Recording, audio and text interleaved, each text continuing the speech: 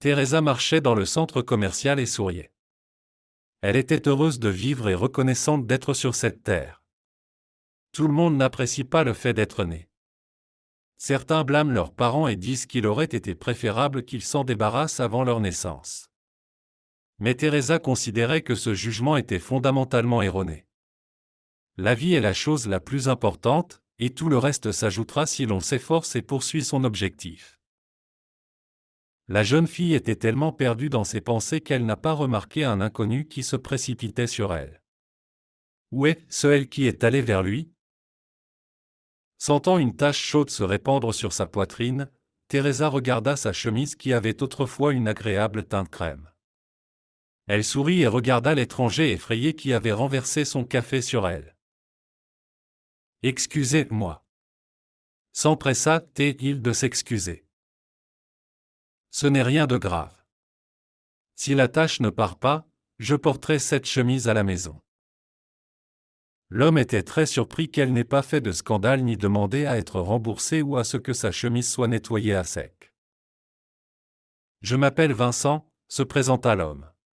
« Teresa, » répondit la jeune fille avec un sourire. « Quel merveilleux et rare nom. Teresa, je suis extrêmement embarrassée par tout ce qui s'est passé. Puis-je me racheter? » Teresa haussa les épaules, disant qu'il n'y avait aucune faute ici. Elle voulait répéter ses pensées, mais l'homme secoua la tête. « S'il vous plaît, refusez seulement si votre cœur est déjà pris. Je vous invite à un rendez-vous ce soir. » L'homme semblait agréable à Teresa, alors elle n'a pas refusé. Ils ont échangé leurs numéros. L'homme s'est offert pour conduire sa nouvelle connaissance chez elle, car les gens allaient la regarder étrangement dans les transports en commun avec cette tache. Le rendez-vous au restaurant était excellent. Teresa et Vincent ont trouvé de nombreux points communs. Ils ont voulu en savoir plus l'un sur l'autre et donner une chance à leur relation si c'était possible. Lorsque Teresa a dit qu'elle paierait pour elle-même, Vincent a été surpris. Il a commencé à penser qu'il n'avait certainement pas fait d'erreur avec cette femme. Elle était forte et indépendante, et apparemment elle gagnait bien sa vie si elle pouvait payer pour elle-même au restaurant. Et elle était impeccablement habillée. Vincent n'a pas insisté de peur de vexer la femme qui lui plaisait tant. Leurs rendez-vous sont devenus presque quotidiens, et quand ils ne pouvaient pas se voir, Teresa et Vincent ont parlé longtemps au téléphone.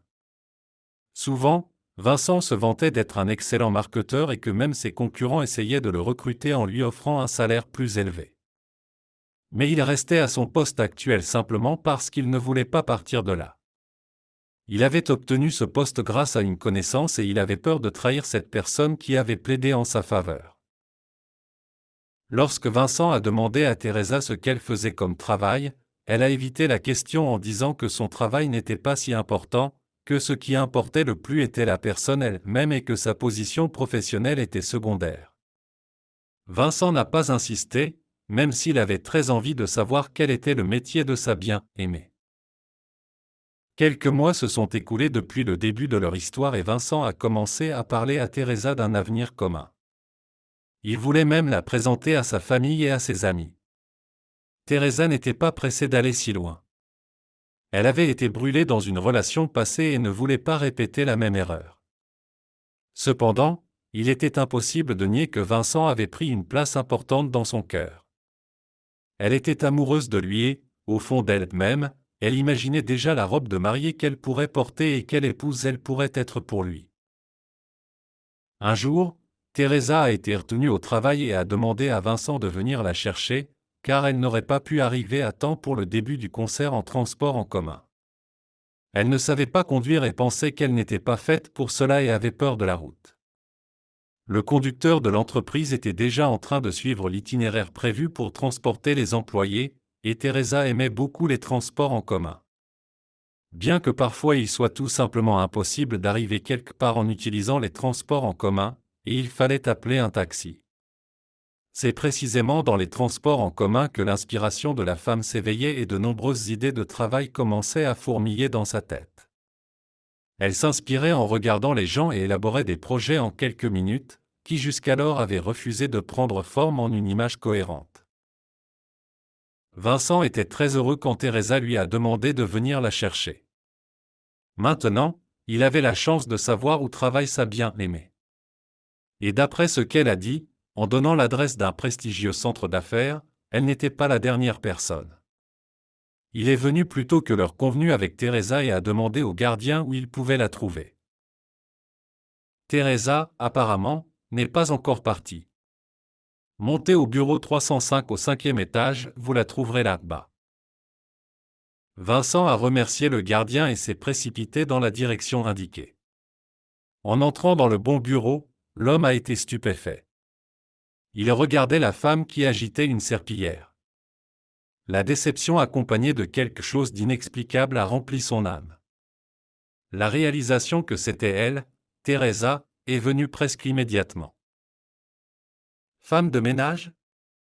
Vincent sourit discrètement à ses rêves dans lesquels elle, cette merveilleuse femme, devait être assise dans le fauteuil du directeur. Oh, Vincent ! Teresa s'est étonnée en se retournant pour rincer la serpillière. Je ne pensais pas que tu arriverais si tôt.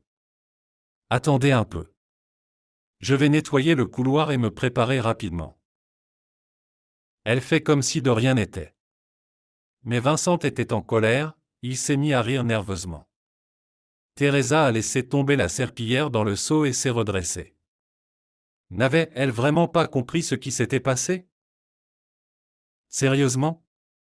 Femme de ménage ? Vincent ne put s'empêcher de dire. Pourquoi es-tu si pâle ? Teresa a évité de répondre à la question. C'est pourquoi tu m'as caché où tu travaillais ? Femme de ménage. Incompréhensible. Tu es une femme de ménage pathétique ? Il parlait, semblait-il, à lui-même, comme s'il essayait de se convaincre de cela. Tu as délibérément inventé toutes ces tenues et ces dîners pour toi, même pour me tromper comme un imbécile, n'est-ce pas ? Je pensais que vous étiez une femme d'expérience, mais vous êtes une laveuse de parquet. L'homme a commencé à rire, puis, une fois calmé, il a regardé Teresa avec mépris. Il n'y avait plus de chaleur dans son regard, comme il lui avait donné lors de leur rendez-vous. Maintenant, un étranger se tenait devant elle, un homme qu'il valait mieux ne pas connaître du tout. L'offense a commencé à monter dans sa gorge, mais Teresa s'est contenue habilement. Heureusement, je ne t'ai pas présenté à mes amis. Quelle honte ça aurait été! Une femme qui travaille comme femme de ménage pour un homme si prometteur. Tu ne viendras pas au concert avec moi, c'est sûr, cracha-t-il, comme s'il regardait la créature la plus répugnante de la terre. Tu as nettoyé des toilettes avec ses mains, puis tu m'as touché ? Tu es dégoûtante, Teresa. Tu es tellement dégoûtante. Vincent s'est retourné et est parti, et Teresa a à peine pu attendre que la porte se referme derrière lui. En s'appuyant contre le mur et en glissant jusqu'au sol, la femme a commencé à pleurer. Les paroles qu'elle avait entendues lui faisaient mal. Elle souffrait de s'être trompée à nouveau dans l'homme. Encore une fois, elle avait ouvert son cœur et il s'était révélé être pourri de l'intérieur. Bientôt, les sanglots ont cessé et Teresa s'est calmée. Elle était contente d'avoir laissé la femme de ménage partir plus tôt. Pour Madame Curie, leur femme de ménage, il était nécessaire de récupérer sa petite fille de la garderie ce jour-là, car sa fille passait des examens à l'hôpital et son gendre était en voyage d'affaires. Teresa considérait toujours ses employés comme sa famille et était prête à leur venir en aide en les remplaçant si nécessaire. Et maintenant, sa compassion a fini par jouer en sa faveur. Elle avait vu l'intérieur de la personne avec qui elle envisageait de lier sa vie. Quelques mois ont passé. Vincent a eu du mal à se calmer et à se remettre de la pensée qu'il avait fréquenté une femme de ménage. Il avait honte devant ses amis quand ils lui demandaient pourquoi il avait rompu avec une femme qu'il semblait être amoureux. Il plaisantait en disant qu'ils n'avaient pas les mêmes centres d'intérêt, mais il était en colère contre Teresa. En colère qu'elle ne se soit pas ouverte tout de suite. Lorsque son patron l'a envoyé pour signer un contrat de promotion de leur entreprise dans cette même agence de publicité où travaillait Teresa, Vincent a commencé à craindre de la rencontrer. Il a peur qu'elle se moque de lui, et si elle décidait de lui parler et de lui montrer qu'elle le connaissait. Mais son avenir dépendait de ce contrat, et il ne pouvait pas refuser. Regarde, Vincent, ta tâche est simplement de réduire un peu le montant. Tu es un homme séduisant, utilise ton charme et essaie de négocier une remise pour nous.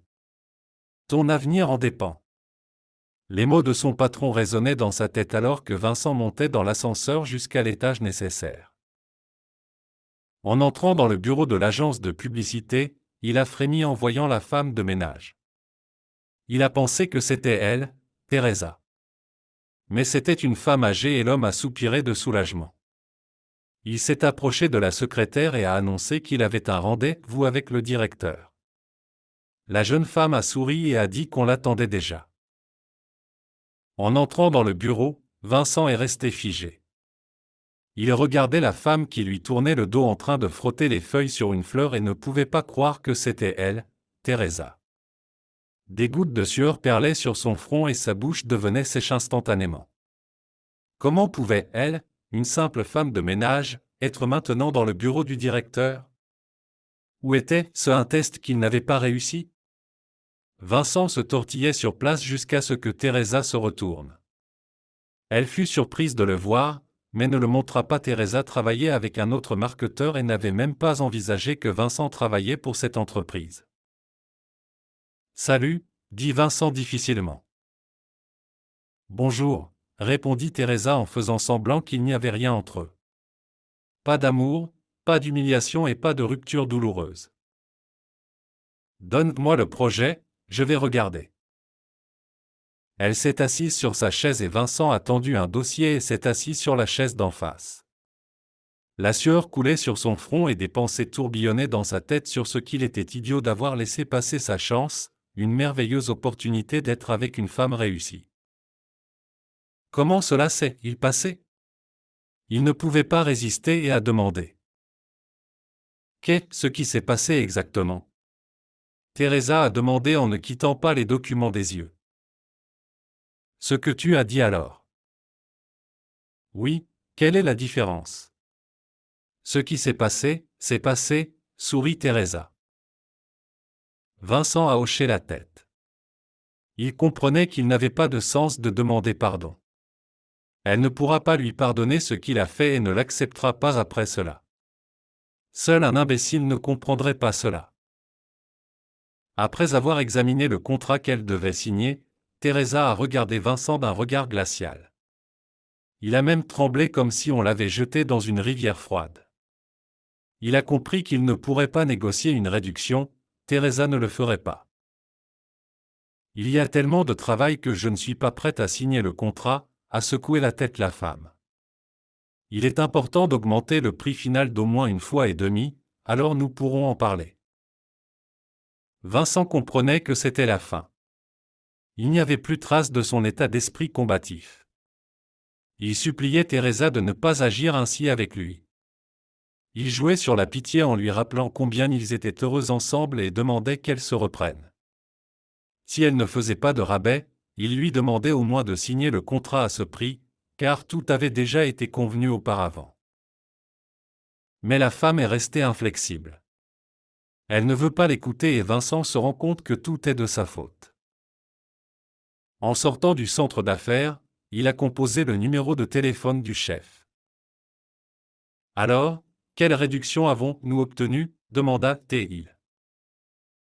Elle veut augmenter le coût du contrat d'une fois et demie, il n'a jamais été question de rabais, s'exclama Vincent, prêt à se faire rabrouer. Tu es un idiot. Combien de malheurs j'ai déjà subis à cause de toi. Je ne prendrai plus jamais personne par relation. Pour que demain, j'ai une démission sur mon bureau. Le patron a raccroché et Vincent a baissé la tête. Il marchait en pensant que c'était probablement la fin de sa carrière. Il n'était pas un spécialiste si formidable qu'il essayait de le faire croire à Teresa. Il avait trouvé un emploi grâce à ses relations et même alors, il faisait souvent des erreurs.